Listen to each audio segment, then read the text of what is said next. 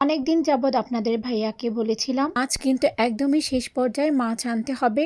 আজকে আপনাদের ভাইয়া এতগুলো মাছ নিয়ে এসেছে। হ্যালো এভরিওয়ান, আসসালামু আলাইকুম। আমি সাদ সাথী। আলহামদুলিল্লাহ আমি ভালো আছি। আশা করি আল্লাহর রহমতে আপনারা অনেক অনেক ভালো আছেন। Welcome my new another daily blog. তার জন্য কথা না বাড়ি আজকে ডেইলি ব্লগটা শুরু করে ফেলি। আশা একদমই মাছ ছিল না, আপনাদের ভাইয়াকে বলেছিলাম। তো আপনাদের ভাইয়া আমাদের খামার থেকে এই মাছগুলো নিয়ে এসেছে। আমাদের খামার হচ্ছে এরবাগের রোডের ওপারে আর খানকা শরীফ না কি জানি বলে। তো যাই হোক, এখান দিয়ে আমি রান্নাগুলো কমপ্লিট করে ফেলেছি।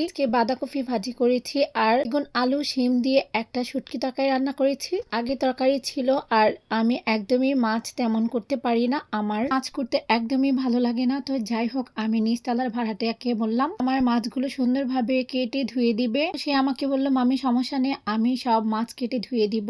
আর উনি আমার যখনই বেশি মাছ আনলে মাঝে মাঝে কুটে দেয়। আর আপনাদের ভাইয়া যখনই মাছ নিয়ে আসে বেশিরভাগই আমাদের বাজার থেকে কাটিয়ে নিয়ে আসে, কারণ জানে ও আমি মাছ কাটতে পারি না তেমনটা। আর ইলিশ মাছ কাটতে পারি আর হচ্ছে তেলাপিয়া মাছ কাটতে পারি টুকটাকি আর কি। আর এতগুলো মাছ কাটা তো আমার পক্ষে একদমই ইম্পসিবল। কাটতে পারবো কিন্তু আমার কাটতে একদমই ইচ্ছে করেনি। হলে আমি নিজেটা নিজেই কাটতাম, কিন্তু এখানে তো অনেকগুলো মাছ, তাই ওনাকে দিয়ে কাটাচ্ছি। আর আমার থেকে এই ফার্স্টে মাছ ধরে নিয়ে এসেছে। আমাদের খামারের মাছ এখনো তেমনটা বড় হয়নি, আপনারা দেখেই বুঝতে পেরেছেন যে মাছগুলো ছোট ছোট, আরো বড় হবে এই মাছগুলো। আর এখানে রুই মাছের বাচ্চাই বেশি। তো যাই হোক, এখানে মাছগুলো কেটে সুন্দর করে ধুয়ে দিয়েছে আর আমি একটু ভিডিও করছি। আর এখানে মাছগুলো উনি খুব সুন্দরভাবে ওনার রংপুর থেকে মাছ ধোয়ার পেটের মতো কি জানি এটা নিয়ে এসেছে। আর এটা দিয়ে উনি মাছ ধোয় আর ভর্তা বানানোর জন্য আলাদা আছে। আমার দেখে খুব ভালোই লেগেছে, তো তাকে বললাম যদি রংপুরে যাও আমার জন্য নিয়ে এসো। এগুলো এখন ঢাকাও অ্যাভেলেবেল, কিন্তু রংপুরেরটা খুবই ভালো। তো যাই হোক, আমাকে বলছে যে মামি আপনি এটা পছন্দ করেছেন, এবার রংপুরে যে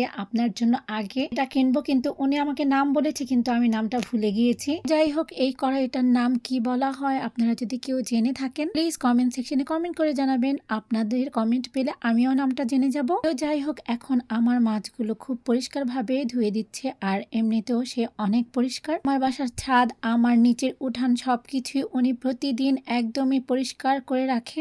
আমার বাহিরের রাস্তাটাও তো সে তো সুন্দরভাবে পরিষ্কার করে, সবাই অনেক পছন্দ করে। তো যাই হোক, এখন আমি ওনাকে বললাম যেহেতু মাছগুলো যেহেতু সুন্দর করে ধুয়েছ আর এখন মাছগুলো সব পিস পিস করে দাও। তো উনি আমাকে বললো আচ্ছা ঠিক আছে মামি, কোনো সমস্যা নেই, আমি এখন পিস পিস করেই দিচ্ছি। সবগুলো মাছ পিস পিস করা হয়ে গিয়েছে। আর এখন আমি তেলাপিয়া মাছগুলো আস্তেই রেখেছি যেন ওটা ফিশ ফ্রাই করতে পারি। আমার ছেলে অনেক পছন্দ করে, তার জন্য আমি 3টা তেলাপিয়া মাছ আস্তেই রেখেছি।